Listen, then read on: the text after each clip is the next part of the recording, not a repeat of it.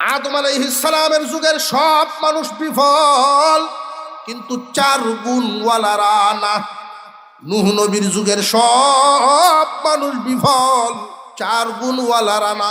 ইব্রাহিম পয়গম্বরের যুগের সব মানুষ বিফল, 4 গুণের অধিকারীরা না। এইভাবে আমাদের পয়গম্বরের যুগ স্কেল আল্লাহ দিয়েছেন, মাপকাঠি দিয়েছেন। স্কেল দিলাম পয়গম্বর, কিয়ামত পর্যন্ত চলবে। সমস্ত মানুষই বিফল, ক্ষতির মধ্যে আছে, ক্ষতিগ্রস্ত। যদি ওই স্কেলের মধ্যে না পড়ে, স্কেল দিয়েছেন কে? আরো জোরে কর। ইল্লাল্লাযীনা আমানু ওয়া আমিলুস সালিহাত ওয়া তাওয়াসাউ বিল হাক্কি ওয়া তাওয়াসাউ বিস সাবর। আল্লাহ বলেন, কিন্তু তারা ক্ষতিগ্রস্ত না যারা ঈমান এনেছে। 1 নাম্বার গুণ কি? কয় গুণের অধিকারী সফল? বলেন কয় গুণ? 4 গুণওয়ালারা। যুগে যুগে যারা 4টা গুণ হাসিল করেছে তারা সফল হয়ে দুনিয়ার থেকে গেছে। এই 4 গুণ যারা পায় নাই, এই 4টা গুণের মধ্যে আমরা একটু মিলায় দেখব বিল্ডিং এর নাম পাওয়া যায় কিনা, তাহলে বোঝা গেল বিল্ডিং হইলে সফল। আল্লাহ বলেন 4 গুণওয়ালারা আদম থেকে নিয়ে কিয়ামত পর্যন্ত, এই সময়ের মধ্যে 4 গুণওয়ালারা সফল, বাকি সব বিফল। আবু বকর সিদ্দিক রাদিয়াল্লাহু তাআলা আনহু স্বপ্নে দেখেছিলেন, গিয়েছেন সিরিয়ায়, ঘুমাইছেন তাঁবুতে। গভীর রজনী স্বপ্নে দেখেন আসমানের পূর্ণিমার চাঁদ চিরে পড়ে গেছে, আসমানের চাঁদ চিরে পড়ে গেছে দুনিয়ার জমিনে খানে কাবার ছাদের উপর। আসমানের চাঁদ চিরে পড়ে গেছে জমিনে খানায় কাবা, কাবা ঘরের ছাদের উপর। শুধু তাই না, উনি আরো দেখলেন ওই চাঁদ ছাদের উপরে পরে টুকরা টুকরা টুকরা টুকরা হয়ে গেল। ওইখানে থামে নাই, এক একটা টুকরা মক্কার ঘরে ঘরে ঘরে ঘরে ঢুকা শুরু হয়ে গেছে। উনি যখন সকালবেলায় ঘুম থেকে উঠলেন, পেরেশান হয়ে গেলেন, কি দেখলাম স্বপ্নে, আমি কি দেখলাম স্বপ্নে। আবু বকর সিদ্দিক রাদিয়াল্লাহু তাআলা আনহু তাওরাত এবং ইনজিলের আলেমদের সাথে দেখা করেন। ও তাওরাত ইনজিলের আলেমগণ, আমি স্বপ্নে দেখেছি আসমানের চাঁদ ছিঁড়ে পড়ে গেছে কাবা ঘরের ছাদের উপর, টুকরা টুকরা হয়ে মক্কার ঘরে ঘরে ঢুকা শুরু হয়ে গেছে। এই স্বপ্নের ব্যাখ্যা কি হবে? আমি তো চিন্তিত হয়ে গেলাম। আপনারা আলেম উলামা, তাওরাত ইনজিলের আলেম, আপনারা জ্ঞানী মানুষ, ইলমওয়ালা, তাই আপনাদের সামনে আসলাম, আমার স্বপ্নের ব্যাখ্যা দেন। আলেমগণ ওই দিন বলেছিলেন, তোমার বাড়ি কি মক্কায়? নি জি, আমি মক্কা নগরী। তাহলে শুনে রাখো, আমাদের তাওরাত ইনজিলের ঘোষণাটা শুনে রাখো, তাহলে খুব ভালো করে শুনে রাখো। আমাদের তাওরাত ইনজিলের গবেষণার দ্বারা ইতিহাস থেকে যা বোঝা যায়, শেষ নবীর আগমন হয়ে গেছে, শুধু আত্মপ্রকাশ বাকি। এই আবু বকর, কান পেতে শুনো, তোমার বাড়ি যেহেতু মক্কায়, শেষ নবীর আগমন মক্কা নগরীতে হবে। অবশ্যই উনি এখানে আছেন, জন্ম হয়ে গেছে, আত্মপ্রকাশ হয় নাই। নবী হিসাবে প্রকাশ হবে 40 বছর বয়স। হয়তো চলাফেরা করতেছো, চিনো বা না চিনো, উনি আছেন, আত্মপ্রকাশ হয় নাই। আবু বকর, তোমার স্বপ্নের দ্বারাই বোঝা যায় উনি আত্মপ্রকাশ হইলে যখন কালিমার দাওয়াত দেওয়া শুরু করবেন। রে আবু বকর, তোমার স্বপ্নের ব্যাখ্যা হলো তুমি সেই ব্যক্তি যে নাকি সর্বপ্রথম কালিমা গ্রহণ করবা। আরো জোরে কোন সুবহানাল্লাহ।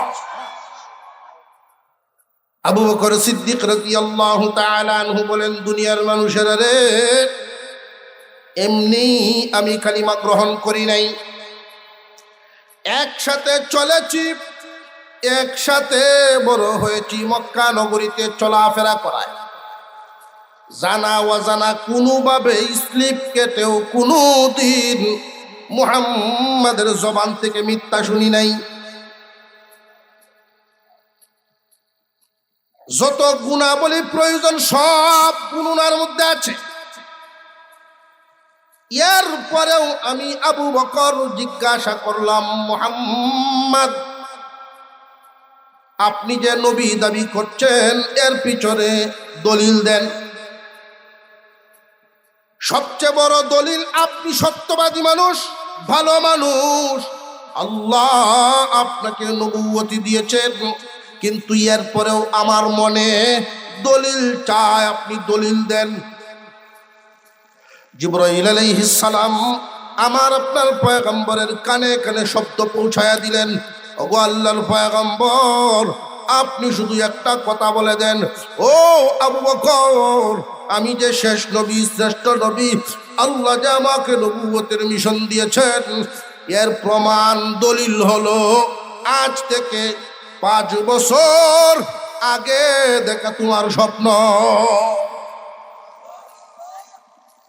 আর কোন সন্দেহ নেই, কালিমা গ্রহণ করে গেছে। পুরুষদের মধ্যে আবু বকর আর মহিলাদের মধ্যে খাদিজা রাদিয়াল্লাহু আনহা। ইসলামের প্রাথমিক যুগ, দিন যত যায় মুসলমানের সংখ্যা বাড়ে। আবু বকর সিদ্দিক রাদিয়াল্লাহু আনহু মক্কার বাজারের একজন ব্যবসায়ী, বড় ব্যবসায়ীর ভূত ব্যবসায়ী, বাপও বড় মহাজন ছিলেন। কাফেলাকে কাফেলা উট বুঝাই করে মাল আনতেন বিদেশ থেকে, এক্সপোর্ট ইম্পোর্ট আছেন। আবু বকর সিদ্দিক রাদিয়াল্লাহু আনহু যখন ইসলাম গ্রহণ করলেন, উনার সময়টাকে 2 ভাগে ভাগ করে ব্যবসায় দিলেন অর্ধেক, কালিমার দাওয়াতে দিলেন অর্ধেক। উনি কি ভুল পথ ধরছেন না সহি পথ? আল্লাহর রাসূল ঘোষণা দিলেন, তুমি যেই কালিমা গ্রহণ করেছ এটা যদি আরেকজনকে দাওয়াত দিয়ে পৌঁছায় দাও, আর সে আমল করে সারা জীবনের যেই পরিমাণ নেকি পাবে, আল্লাহর পক্ষ থেকে তোমাকে সেই পরিমাণ দেওয়া হবে, তার এক নেকিও কমবে না। তুমি একজন নামাজি, তোমার দাওয়াতে যদি আরেকজন নামাজি হয়, নামাজ পড়ে উনি যেই পরিমাণ সওয়াব পায়, আল্লাহর পক্ষ থেকে এই পরিমাণ সওয়াব তোমার আমল নামায় দিয়ে দেবে। প্রত্যেকটা নেক কাজে। আবু বকর বলেন, তাহলে তো এই কালিমা বন্টন করা দরকার। দাওয়াতে মিশন অর্ধেক দুনিয়ার জন্য দিলেন সময়, আর অর্ধেক দিনের জন্য। দিনের দাওয়াতের কাজ করেন, কালিমার দাওয়াত দেন। দিন যত যায় আবু বকরের কাছে শুধু দিন মজা লাগে, দিন মজা লাগে। সময়টারে আরো কমায় ফেললেন। 12 ঘন্টার মধ্যে এখন 9 ঘন্টা দাওয়াতে, 3 ঘন্টা দোকানে। এইভাবে দুনিয়ার মায়া কমতে কমতে আখিরাতের মায়া বাড়তে বাড়তে একবার দোকানটা পুরাটাই বিক্রি করে দিলেন।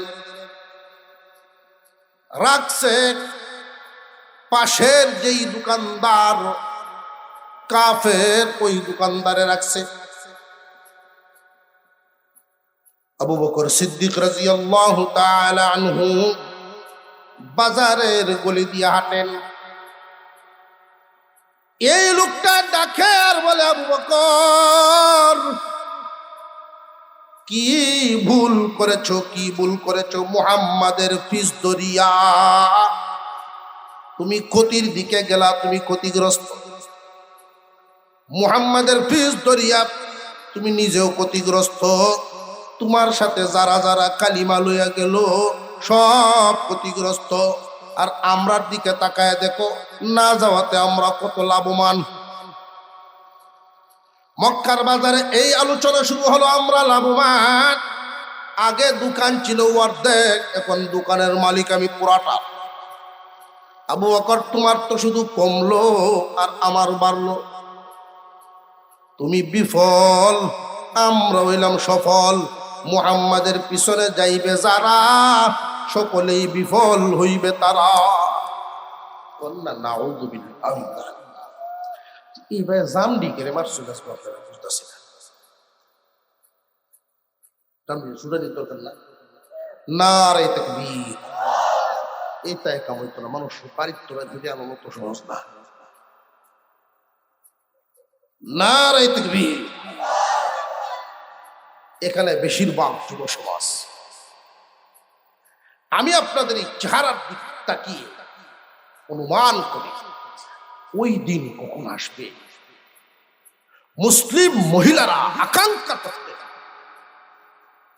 উম্মতে মুহাম্মাদী ওই যুবকরা কবে আসবে। জাতির হেফাজত, নারীর ইজ্জতের হেফাজত, সার্বভৌমত্ব হেফাজত, ইসলামের হেফাজত, সত্যের জন্য খুশের তরবারি হাতে বের করে উঠা করে রাখে, যে সত্যের পথে আসো, জীবন দিয়ে দেব তোমার জন্য। ভুল কাজ করবা, তরবারি খুশের ভিতরে থাকবে না। সেই যুবক আমার সমাজে কখন আসবে? আমি বড় আশা করি যুব সমাজ দায়িত্ব নিয়েছে, সমাজ বদলে যাবে ইনশাআল্লাহ। আবু বকর সিদ্দিক রাদিয়াল্লাহু তাআলা আনহু এবং উনার সাথে যারা গিয়েছেন সব ক্ষতিগ্রস্ত। এটা কাফেরদের দাবি।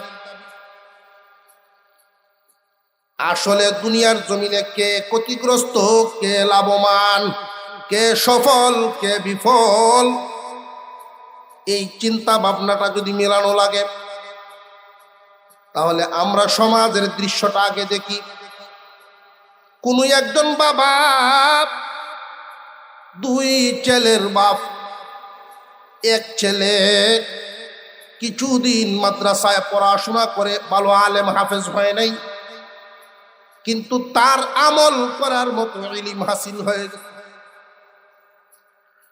পাঞ্জাগানা মসজিদ আছে গ্রামের ভিতরে, 5 ওয়াক্ত নামাজ পড়ে এবং ছোট করে গৃহস্থিটা করে। এমন হালতে চলে, কেউ যদি তার কাছে চায়, দেওয়ার মতো সামর্থ্য নাই, কিন্তু সে যে চলে, কারোর কাছে চাওয়া লাগে না।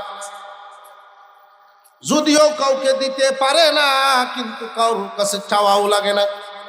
হালত কি খুব খারাপ না ভালো? আর আরেক ছেলে দুনিয়ার লাইনে পড়াশোনা করে অনেক বড় অফিসার, লক্ষ লক্ষ টাকা মাসে ইনকাম। দুনো ছেলের বাপ মানুষের সামনে যখন যান, বাবাই গর্ব ভরে মানুষের সাথে কথা বলেন, আমার ছোট হুঁ সফল। মসজিদের যে মুয়াজ্জিন সাহেব উনি জিজ্ঞাসা, দাদা আপনার ছোট ভূতে নামাজ পড়েনি? বলবেন সময়ও নামাজ পড়বে, নামাজ পড়তে গীতা আমলে আনে না, আমলে আনে না। অথচ আল্লাহ রসুল বলে, ইচ্ছাকৃত নামাজ ছেড়ে দিল সে কাফের হয়ে গেল। কাফেররা নামাজ পড়ে না, মুসলমান নামাজ ছাড়ে না। ওই বেশ কন্ট্রোল হয়ে যায়। খেয়াল করে দেখেন, কাফেররা সব পারে। দাড়ি রাখাইবেন, আমার আপনার চাইতে সরস দাবি আছে না নাই? এরকম অনেক বিধর্মী পাঞ্জাবি জুব্বা লাগাইতে পারে, লাগাই না লাগাই আমরা কি তো ভাগ করি? ভারতে এক সম্প্রদায়, শিখ সম্প্রদায়, এদের ভাগ নিতে হয় কথা বল। মুসলমানের যা যা করে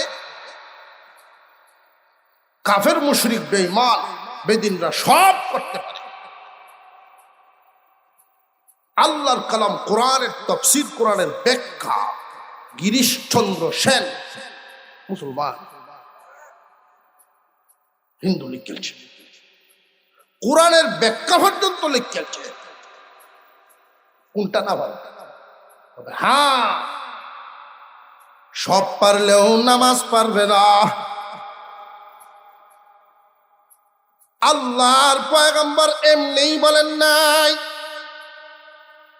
রে আমার উম্মত, তোমরা আর অন্যরা দুই দলের মধ্যে পার্থক্য হলো নামাজ। তারা নামাজ পড়বে না, তোমরা নামাজ ছাড়বে না। নবীজি সাল্লাল্লাহু আলাইহি ওয়াসাল্লামের যুগে মুসলমান বলতে নামাজি, কোন মুসলমান নামাজ পড়ে না এমন তো কেউ ছিল না, তো ছিলই না, ওইটা তারা ভাবতেনও না। মুসলমান নামাজ ছাড়তে পারে এটা তারা ভাবতে নেই না, ভাবতেও পারতেন না যে নামাজ ছাড়তে পারে মুসলমান। অথচ মুসলমানের নামাজ হলো কামিয়াবির সিঁড়ি। আল্লাহর হুকুম ছেড়ে দিচ্ছে, এই জাতির উপরে সাহায্য কেমনে আসবে? নামাজকে গুরুত্বই দেয় না। যদি দেখা যায় খেতে যাওয়ার কথা, ভোরবেলায় ঘুম থেকে উঠে ছেলের বাবায় রাতের বেলায় বলে রাখছে, পুত্রে বুড়ে উঠবি, জমিনটা বাসন লাগবো, বাপুত সবাই যাবে, কিন্তু ফুত উঠছে না।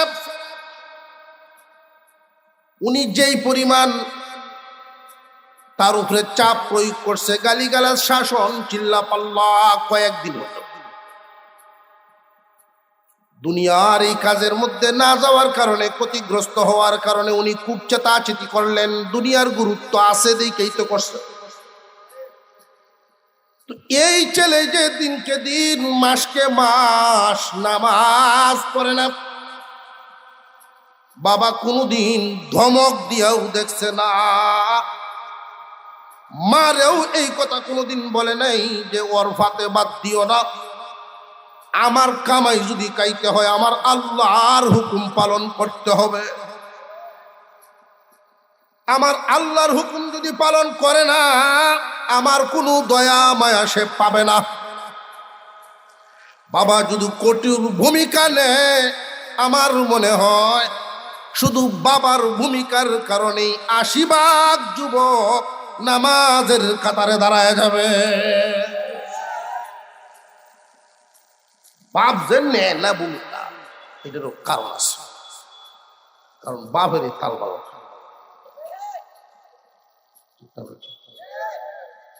বাপ যদি বেশি কয়,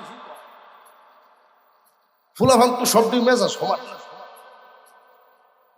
ছোটরা যেটা, এটি একদমই মসজিদে নাই, আর বাকিটি মোটামুটি পরে এলাকার মানুষ ওনারে দুনিয়া মসজিদের সভাপতি বানাচ্ছে। সভাপতির ছেলেরা যদি নামাজ না পড়ে, মানুষের কাছে, লোকের কাছে ওনার মুখটা ছোট হয়। মুসলিম সমাজ, আমরা মুসলমান, আল্লাহর বিধান পালনে আমার ঘরেই ভেট্ট, আমি আবার আল্লাহর ঘরের জিম্মাদার। তো ছুট্টা হুসরে প্রত্যেক দিন বেড়া ডাহে হুজুর হুত উঠতে ওঠে, বাবা বাবা উঠ,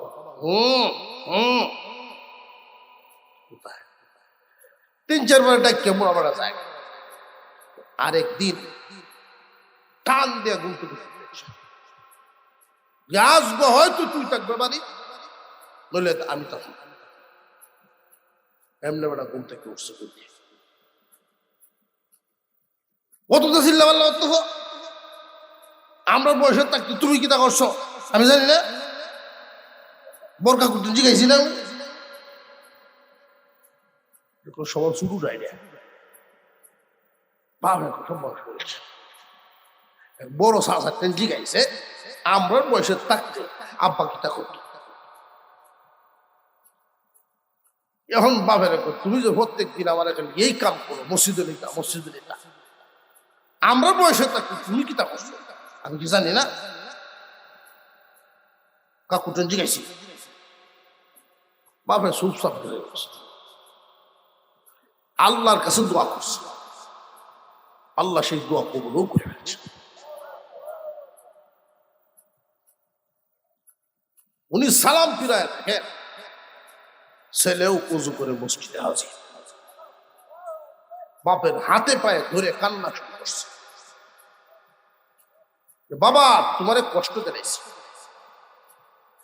তোমার জামানায় তুমি বুঝছিলে না, করছো না, এখন তো তুমি করতেছ, তোমাকে এইভাবে কথা বলা তোমার ছোট করা হয়েছে, আমার মাফ করে দাও, আর আজকে থেকে নামাজ ছাড়ো। বিশেষ করে যুব সমাজ, আমরা যুবক ভাই যারা, আমরা কি এই প্রতিজ্ঞা করতে পারি? যেহেতু কষ্ট করে কোরআনের মাহফিল জমানোর কাজে লেগে গেছি, কষ্ট হইলেও নামাজ ৫ ওয়াক্ত আদায় করা অভ্যাস বানায় নেব। রাজি আছি ইনশাআল্লাহ? আল্লাহ কবুল করেন, বলুন আমিন। চিৎকার দিয়ে বলেন আমিন। যুবক বয়সে যদি নামাজি হতে পারেন, লাভটা কি এটা কয়ে দিব। এবার আসেন, এই সূরা যে আল্লাহ নাজিল করলেন মক্কায়, একদল মানুষ যখন আবু বকর সিদ্দিক রাদিয়াল্লাহু আনহুকে এবং নবীজির অন্যান্য অনুসারী যারা তাদেরকে ক্ষতিগ্রস্ত বিফল বলা শুরু, তারা বিফল কেন বলে? আখিরাতের চিন্তা এদের অন্তরে নেই, পরকালের চিন্তা ভাবনা যার অন্তরে থাকবে, দিনদারির নজরে সে হিসাব দিবে। দুই বন্ধু শহরে গেছে, গ্রাম থেকে, গরিব মানুষ, আর দুইওয়ালা রিক্সা লইছে গ্যারেজ থেকে ভাড়া। সকাল ৮টায় বেরোয়, রাত 10টায় বেরোয়। এই দুইজনের মধ্যে রাত্রে বৈশা আবার হিসাব করে কে কত ইনকাম করবে। দুজন তো একসাথে গেছে, অভাবী মানুষ, টাকা পয়সা রুজি। এর মধ্যে একটা হইল নামাজি আর একটা বেনামাজি।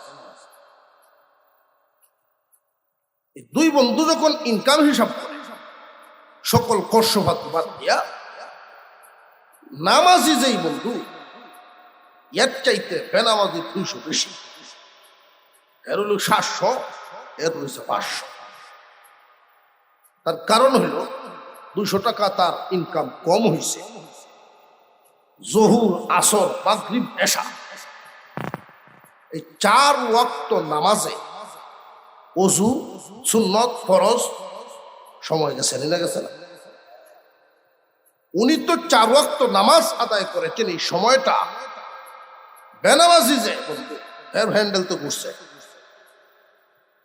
200 ইনকাম তার বেশি। রাত্রে যখন হিসাব মিলায়, বেনামাজি বন্ধু নামাজিরে কয়,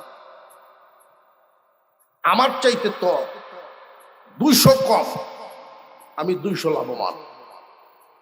আইসি কষ্ট করে পয়সা কামাই না, তুই কেন বুজুর গীত লাগস?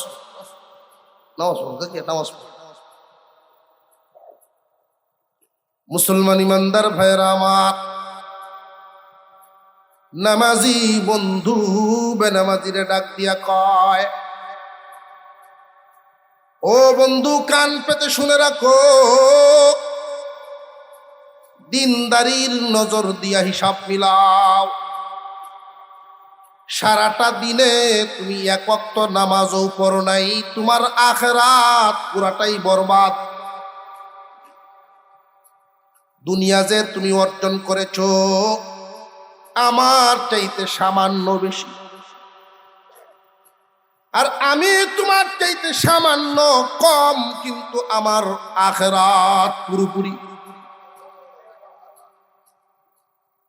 তুমি যে আমার চাইতে সামান্য দুনিয়া বেশি পাইলা, বলো তো বুকে হাত দিয়া রে বন্ধু, এই দুনিয়ার জমিনে চিরদিন থাকবানি?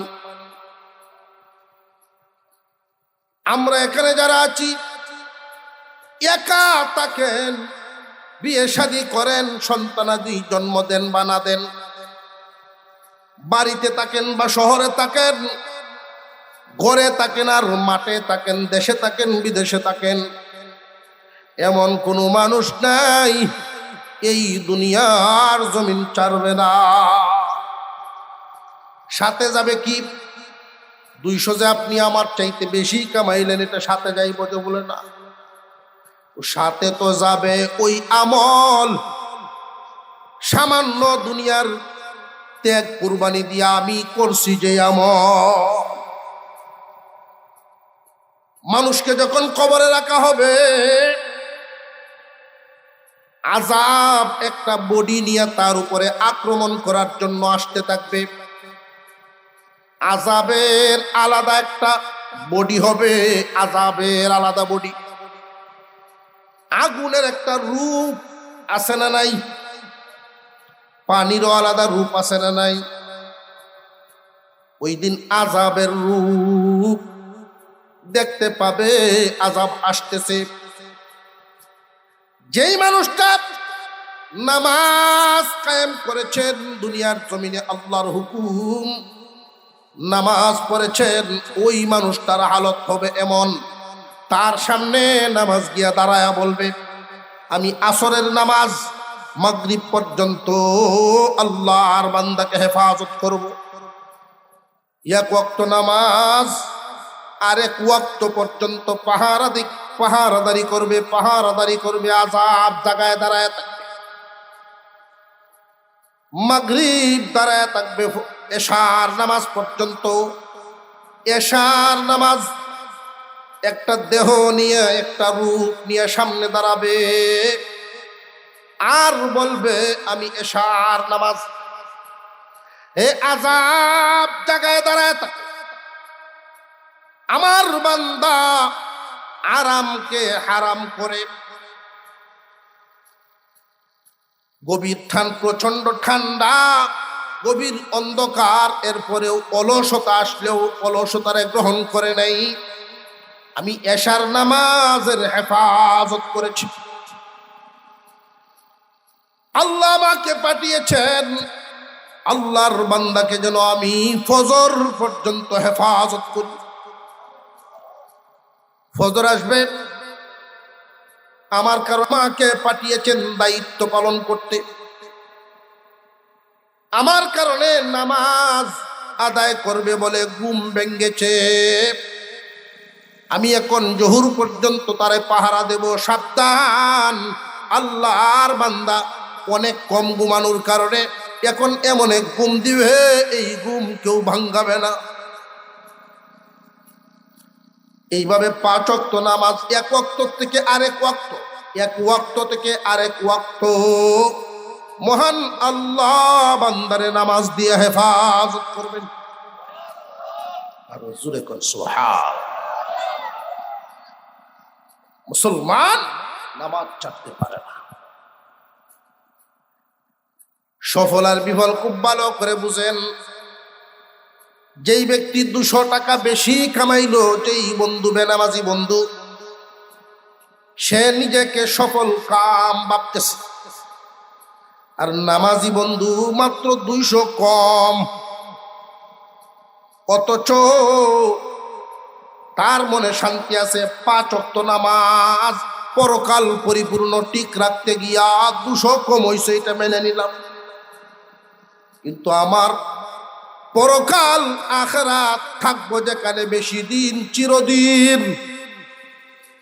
যেই জামানা চিরদিন, ওই জামানার কামাই পরিপূর্ণ হইছে। তুমি আমার চাইতে 200 ইনকাম বেশি করাতে, হয়তো বেশি তো বেশি, তুমি যেই বিছানায় ঘুমাইবা ওই বিছানায় আমার চাইতে একটু দামি তুলা হইব তোমার কুসুম। যেই খাবারটা খাইবা এক দুই পদ বেশি পাবে।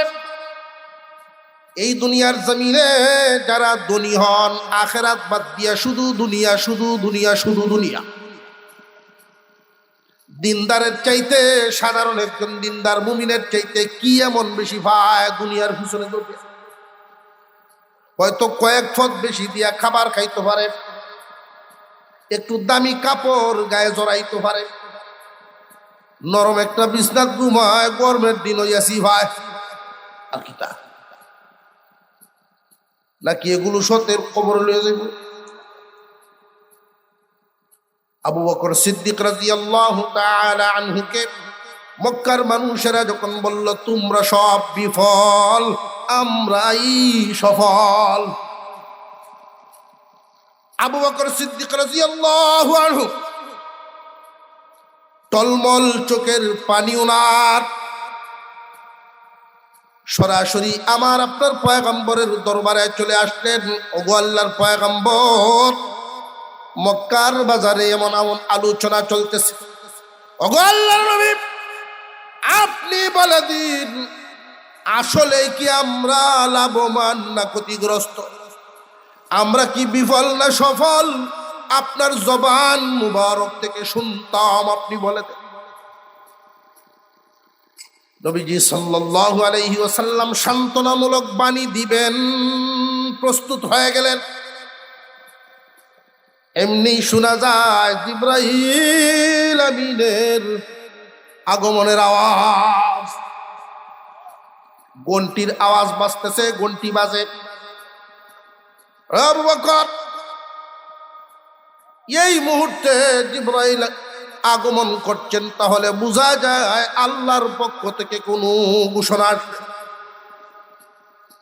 কে সফল কে বিফল, তোমাদের এই প্রশ্নের জবাব হয়তো আল্লাহর পক্ষ থেকেও আসতে পারে।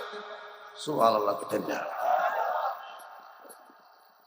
জিবরাইল আলাইহিস সালাম বলেন, ইয়া রাসূলুল্লাহ, ইয়া হাবিবাল্লাহ, আবু বকর এবং অন্যান্যরা এবং কিয়ামত পর্যন্ত যত উম্মত আসবে, এক একজনের অন্তরে এক এক রকম প্রশ্ন হবে।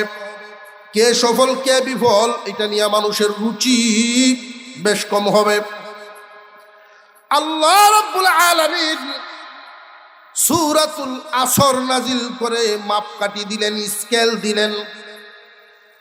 এই স্কেলের মধ্যে, এই মাপের মধ্যে যারা পড়বে তারা হবে সফল, বাকি সব বিফল।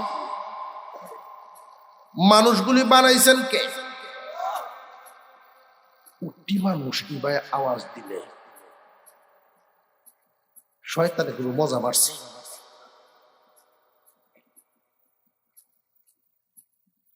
সমস্ত মানুষগুলো বানাইছেন কে? এই মানুষগুলোর জন্য দুনিয়ার হায়াত, দুনিয়ার জিন্দিগি, ব্যবস্থাপনা, আখিরাত সব কিছু বানাইছেন কে? এই মানুষগুলোর জন্য কখন কি লাগবে, কারা কিভাবে চলবে, কে কোথায় কি পাবে, আল্লাহর চাইতে কেউ বেশি জানে না। এক এক যুগে এক এক জায়গায় মানুষের রুচির পরিবর্তন আসবে। বাবার মনে মনে যে টাকা ইনকাম বেশি করে এই ছেলে আমার সফল, কিন্তু আর একজন বাবা তার চিন্তা হলো আমার সন্তানদের মধ্যে যে নামাজ পড়ে সে সফল। এক একজনের চিন্তা এক এক রকম, সবার ভাবনা চিন্তা কি একরকম নি? আল্লাহ রাব্বুল আলামিন এই জন্য সূরা খানা নাজিল করে বুঝায় দিলেন, ও পয়গম্বর, এক একজনের রুচি হবে এক এক রকম। আমি স্কেল দিলাম, স্কেলের মধ্যে মাপের ভিতরে যারা পড়বে তারাই হলো সফল কাম, বাকি সব বিফল হবে।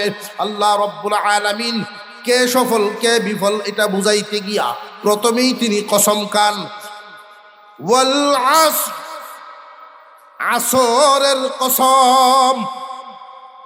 কিসের কসম খাইলেন? আসরের কসম। আসর একটা ওয়াক্তের নাম। এখানে আসরের কসম কেন খাইলেন? আল্লাহ পাক রব্বুল আলামিন সময়ের কসম খাইলেন। আসর হলো সময়। ওয়াক্ত কি? এটা একটা সময়। আল্লাহ রাব্বুল আলামিন সময়ের কসম খাইলেন। বুঝতে হবে, কেউ কোনোদিন যদি কসম খায়, কম দামা বস্তুর কসম খায় না। কসম আমরাও মাঝে মাঝে খাই। শুনছেন কোন মানুষে জুতার কসম খাইছে?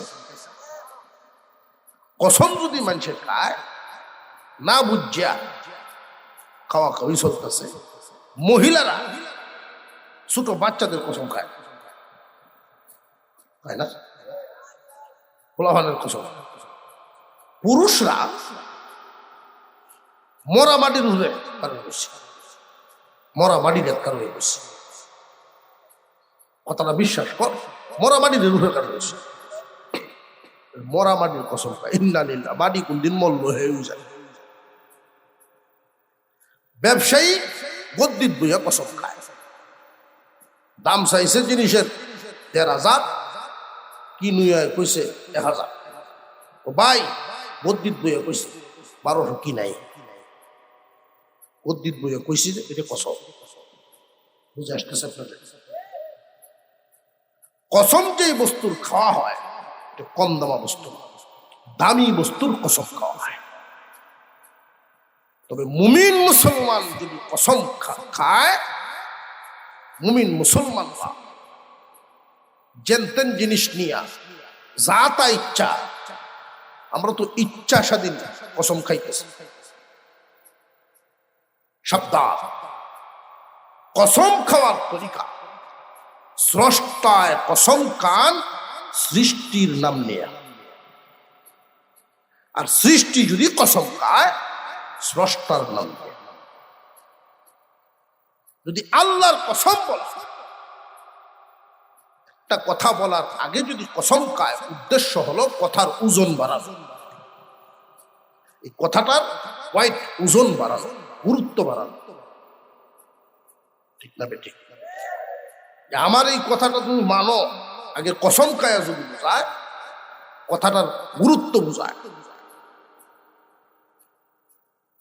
বিশ্বাস করানোর জন্য, গুরুত্ব বাড়ানোর জন্য মুমিন মুসলমানে যদি কসম খেতে হয়, সাক্ষীর ক্ষেত্রে কসম খেতে হয়, কোন সংবাদের ক্ষেত্রে কসম খেতে হয়, আল্লাহর নামে কসম খাবে। তার নামে।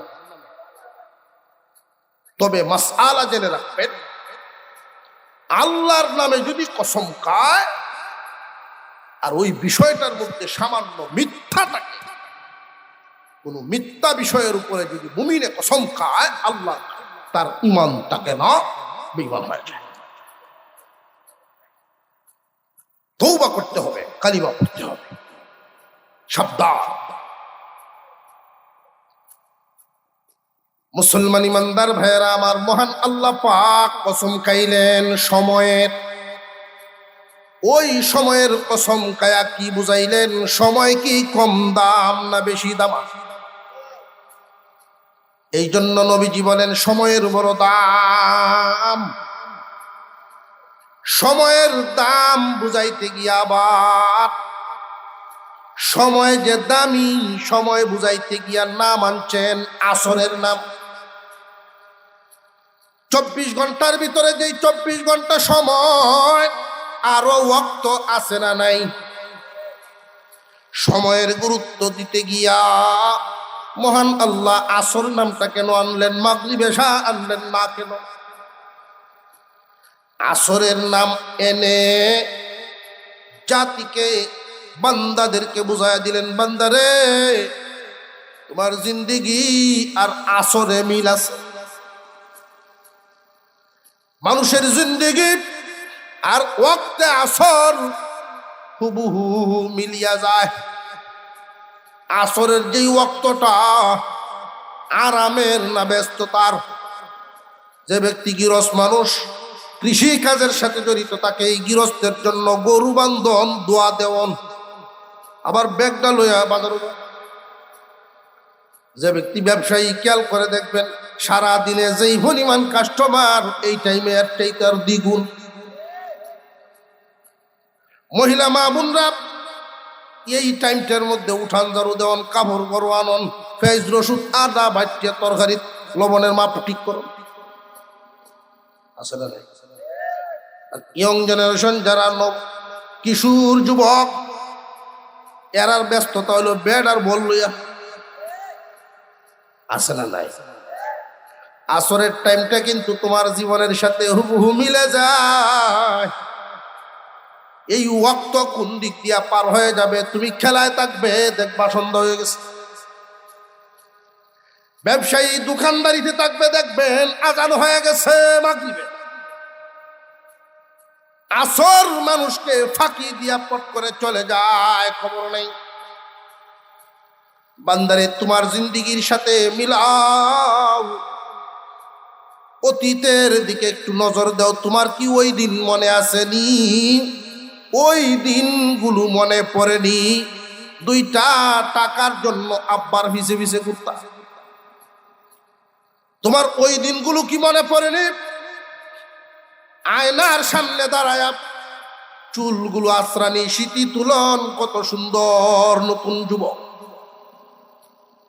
চেহারায় কোনো পছন্দ নাই, কিন্তু আজকে তোমার চেহারার দিকে তাকায় দেখো মুখ ভর্তি দাড়ি। কিছুদিন আগেও তোমার দাড়ি কালো ছিল, এখন 1-2টা সাদা শুরু হয়ে। কোথায় কাটাইলা জিন্দিগি? আসরের সাথে মিল আছে। এই জন্য আল্লাহ আসরের কসম খায়া তিনি ঘোষণা দেন, ওয়াল আসর, ওয়াক্তের কসম, সময়ের কসম। সময় বলতে কতটুকুন বুঝাইলেন, ওয়াক্ত বলে কতটুকুন বুঝাইলেন? মুফাসসিরিনে কেরাম বলেন আদম আলাইহিস সালাম থেকে নিয়া কিয়ামত পর্যন্ত সবটা এক সময়। আল্লাহ পাক কসম খায় তিনি ঘোষণা দেন, ওয়াল আসর ইন্নাল ইনসানা লাফি খুসর। আসরের কসম, নিশ্চয় মানব জাতি বিফল। মহান আল্লাহ কোন ব্যক্তির নাম উল্লেখ করেন, মক্কার বাজারে তারা উল্লেখ করে বলে মুহাম্মাদের পিছে গেল যারা, বিফল তারা। পিছে গেছে না যারা, সফল হয়েছে তারা। এটা হইল ওদের বক্তব্য। আর আল্লাহ বলেন যুগের কসম, ওয়াক্তের কসম, সময়ের কসম, তোমরা জেনে রাখো মানব জাতি বলতে, ইনসান বলতে যা আছে সবাই ক্ষতিগ্রস্ত। সব মানুষ ক্ষতিগ্রস্ত। পরে আয়াত নাজিল করে সাহাবীদের অন্তরে সান্ত্বনা দিলেন। সাহাবীরা সত্যি কম্পন শুরু হয়ে গেছে। আল্লাহ নিজে আয়াত নাজিল করলেন, ওয়াক্তের কসম, সময়ের কসম, ইন্নাল ইনসানা লাফি খুসর। নিশ্চয়ই মানব জাতি বিফল, ক্ষতিগ্রস্ত। কিন্তু তারা না গো, যারা 4 গুণের অধিকারী, 4 গুণওয়ালা। আদম আলাইহিস সালামের যুগের সব মানুষ বিফল, কিন্তু 4 গুণওয়ালারা না। নূহ নবীর যুগের সব মানুষ বিফল, 4 গুণওয়ালারা না। ইব্রাহিম পয়গম্বরের যুগের সব মানুষ বিফল, 4 গুণের অধিকারীরা না। এইভাবে আমাদের পয়গম্বরের যুগ স্কেল আল্লাহ দিয়েছেন, মাপকাঠি দিয়েছেন। স্কেল দিলাম পয়গম্বর, কিয়ামত পর্যন্ত চলবে। সমস্ত মানুষই বিফল, ক্ষতির মধ্যে আছে, ক্ষতিগ্রস্ত।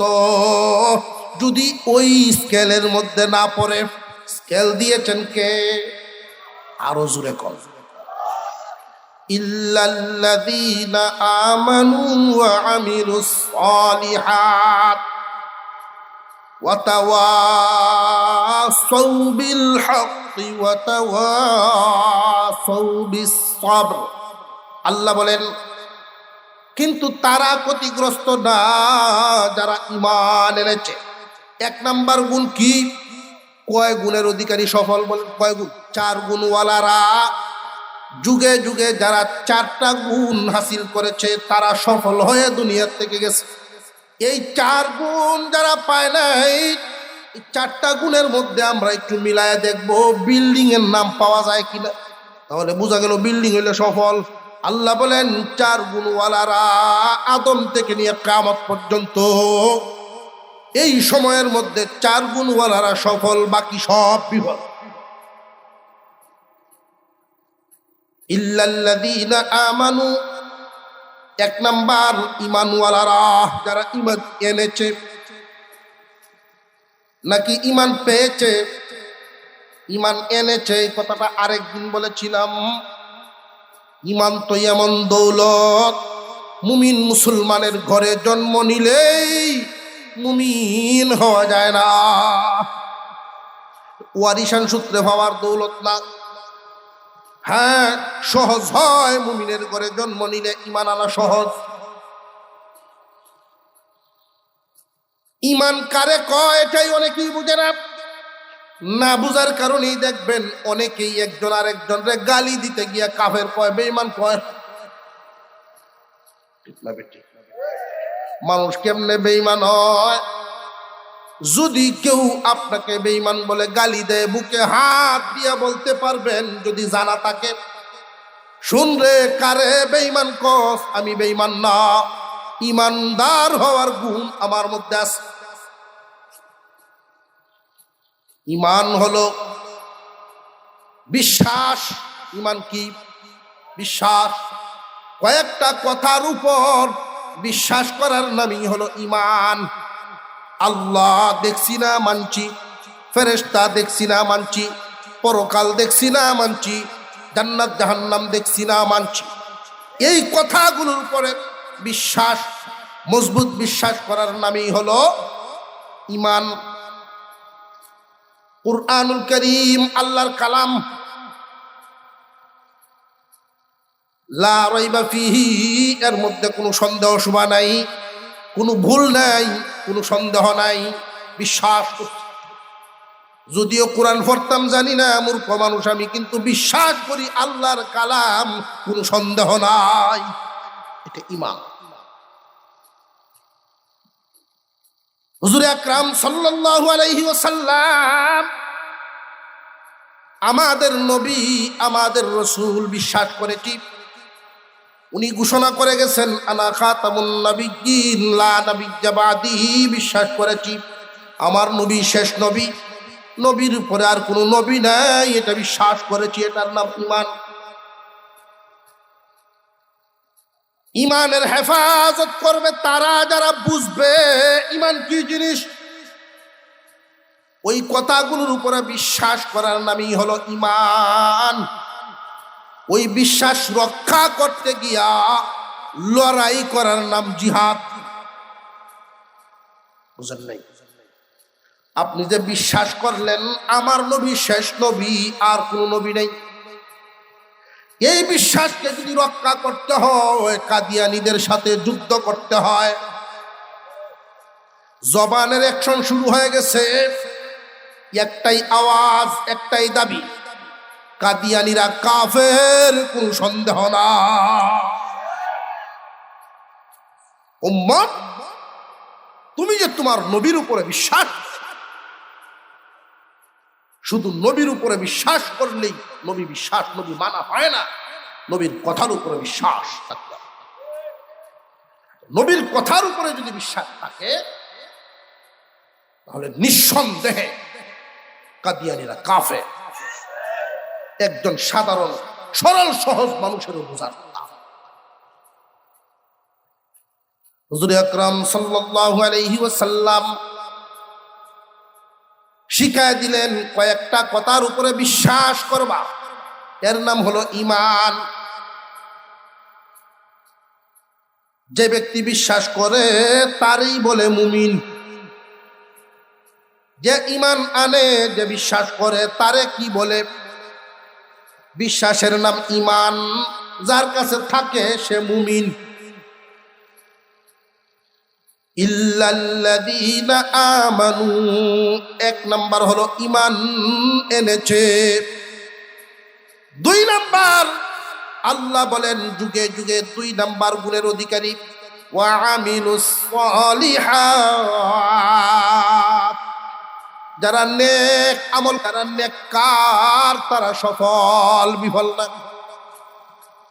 ওয়া তাওয়াসাউ বিল হাক্কি ওয়া তাওয়াসাউ বিস সাবর, ঈমানওয়ালা নেক আমল করনেওয়ালা শুধু নিজের নেকির মধ্যে বসে থাকে না, আরেকজনের পিছনে লাগে বেনামাজিরে নামাজি বানাইতো, আরেকজন কোরআন পড়তে জানে না, উসিলা খুঁজে তারে কোরআন পড়াইতো।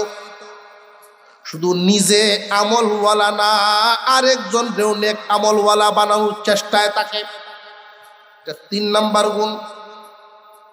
এক নাম্বারে বিশ্বাস করা, দুই নাম্বারে আমলে লেগে যাওয়া, তিন নাম্বার আরেকজনরেও এই আমল করার ফিকির করা, আমলের দাওয়াত। চার নাম্বার, ইসলামের উপরে যদি কোনো বাধা আসে, কিসের বাধা? বেআমলির বাধা। ইসলামী সমাজ, মুসলিম সমাজে যদি কোন ইসলামিক কার্যকলাপ হইতে চায়, বাধা প্রদান করা চতুর্থ গুণ। চতুর্থ গুণটা হলো বাউন্ডারি, ফসলি ক্ষেতের বাউন্ডারি মজবুত থাকবে যত, ইসলাম হেফাজত তত। বর্তমান সময়ে খেয়াল করে দেখেন আমাদের এই বাউন্ডারি বড় দুর্বল। একই পাড়ায় বসবাস করি, একই গ্রামে বসবাস করি, আরেকজন মুসলমানের সন্তান বিয়ের অনুষ্ঠানে যদি ডেস্ক বাজায়, দুইজন নামাজি আইসা বাধা দিলে এই বাধা শক্ত হয় না। জানিয়ে রাখবেন মুসলমান, বান্দার হক শুধু জমিন নষ্ট করা না, আরেকজনের ওয়ারিশ টাকানি শুধু বান্দার হক নষ্ট না। তুমি মনের ভিতরে শখ উঠছে, গান শুনবা, কানের ভিতরে রাখতে বা ঘরের রুমের ভিতরে আওয়াজ রাখতে একলা শুনবা। তোমার শখের বশীভূত হয়ে যদি আরেকজন এই আওয়াজ শুনে বিরক্তি বোধ করেন, এটা বান্দার হক নষ্ট হয়। তোমার গানের আওয়াজটা যেন তোমার কাছে সীমাবদ্ধ থাকে। আরেকজন মুমিন যদি এই আওয়াজ শুনে কষ্ট পায়, তাহলে মানুষের হক নষ্ট, বান্দার হক নষ্ট হয়। রাস্তা একটা, আমরা ওই যে রাস্তা দেখছি, রাস্তার পাশে দোকান আপনি নিয়ে বসলেন, আপনার জায়গায় আপনি দোকান নিয়ে বসছেন, রাস্তা মানুষ রাস্তা দিয়ে যায়, আপনার এই ঘরের মাল নিয়ে যেই গাড়ি আসবে, গাড়িটা দাঁড়াইবে আপনার জায়গায়, সরকারি রাস্তা। আপনার কাস্টমার সদাই নিবে, আপনি টাকা নিবেন, ওরাও যেন দাঁড়ায় আপনার নিজের জায়গায়। আপনি যদি অন্যের জায়গায় কাজে ব্যবহার করেন, তার অনুমতি লাগবো, আর নইলে বান্দার হক নষ্ট হইব। গাড়ি লুট করে, রাস্তা ব্লক করে, জিনিসপত্র উঠা নামা করানো, বান্দার হক নষ্ট। বুঝে আসতেছে? মুসলমান ইমানদার ভাইয়েরা আমার, এই যে ইসলামের যেই বাউন্ডারি, চার কাজ, এক নম্বরে ঈমান, দুই নম্বরে নেক আমল, তিন নম্বরে আরেকজনকে নেক আমলের দিকে, সৎ পথের দিকে ডাকা, নেক কাজের দিকে আহ্বান করা, অর্থাৎ সৎ কাজের আদেশ, সৎ কাজের আদেশ। চার নম্বরে অসৎ কাজে বাধা। বাধা নামক বাউন্ডারি এখন আমাদের দুর্বল। যদি দেখা যায় কয়েকজনে মিলে যাত্রা করতে চাইতেছে, এলাকার তৌহিদি জনতা বাধা দেয়। এই ক্ষেত্রে তৌহিদি জনতারে ওই আরেক মুসলমান গোষ্ঠী যাত্রার মহব্বতের কারণে জঙ্গি কইয়া গালি দেয়। আছে না নাই? যদি ঘুমাই যাবে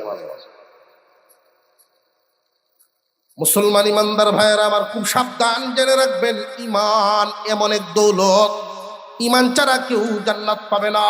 আল্লাহর পয়গম্বর বলেন, হে আমার উম্মত, এমন একটা জামানা আসবে, সকালে ইমানওয়ালা ইমান নিয়ে ঘর থেকে বের হবে, কিন্তু বেঈমান হয়ে ঘরে ফিরবে। আবার ইমান নিয়া ঘরে ঢুকবে, সকালে ঘর থেকে বের হওয়ার সময় ইমান হারা হয়ে বেরোবে। এটা কেমনে? ইমান নিয়া বের হইছে বুঝলাম, বাহিরে ফেতনার কারণে ইমান হারাইছে। ইমান লইয়া গড়ে আসলো, বের হওয়ার সময় ইমান হারাইলো। এটা কেমনে? গড়ে কেমনে ইমান হারায়? যে বর্তমান এমন এক জামানায় পড়েছি, ঘরের ভিতরে, রুমের ভিতরে, খেতার তলে, লেভের তলেও ইমান হারায়। মুসলমান ইমানদার ভাইয়েরা আমার, সৎ কাজের আদেশ, অসৎ কাজের নিষেধ জানিয়া রাখবেন। সমাজের মধ্যে যদি কেউ অন্যায় করে, মদ খায় প্রকাশ্যে, এক তো হারাম, দ্বিতীয় প্রকাশ্যে, ওই সমাজে যদি এটা বাধা না দেওয়া হয়, বর্তমান সমাজে মুসলমানদের হালত হলো, অমুকের ভূত হারাম করে, আমার হইল কি? ঠিক না বে ঠিক? অমুকের ভূত নষ্ট হয়েছে, আমার কি? ভাই, মুসলমানদের সমাজ হাত গুটায়া থাকার কথা তো আল্লাহ বলেন নাই। তুমি যদি সফল বাহিনী হও, 4 গুণের অধিকারী থাকতে চাও, মুজাহিদদের কাতারে নাম লেখাও, সৎ কাজের আদেশ, অসৎ কাজের বাধা দেওয়া শুরু করো। যদি বাউন্ডারি দুর্বল হয়ে যায়, মনে রাখবা আজকে তার বাড়িতে একজন অন্যায়কারী হয়েছে, এই অন্যায়টা ছড়ায় পড়বে, এমন একটা সময় আসবে তোমার ঘরে আসতে বেশি সময় লাগবে না। অসৎ কাজের বাধা এতটাই গুরুত্বপূর্ণ, আল্লাহর পয়গম্বর ঘোষণা করেছেন, অন্যায় কাজে বাধা দিতে গিয়া সৎ কাজের আদেশ, অসৎ কাজে বাধা। অন্যায়ের প্রতিবাদ করতে গিয়ে যদি কেউ ইন্তেকাল করে, সে শহীদ, সমস্ত গুনাহ মাফ। এই উম্মত সৎ কাজের আদেশ সহজে পালন করতে পারবে, নামাজের দাওয়াত, দ্বীনের দাওয়াত, কিন্তু অসৎ কাজের বাধা দেওয়া উম্মতের জন্য কঠিন হয়ে যাবে। কখন? যে এই উম্মত মৃত্যুকে ভয় পাবে। যখন মৃত্যুকে মানুষ কখন ভয় পায়? তার অন্তরে আল্লাহর ভয় যখন থাকে না। জেনে রাখবেন, যেই অন্তরে আল্লাহর ভয় থাকে, এই অন্তরে অন্য কোনো ভয় ঢুকার জায়গা নাই। আল্লাহ যেন মাহফিলকে কবুল করেন, এই 4 কথার উপর আমাদের আমলের তৌফিক দেন, বলুন আমিন।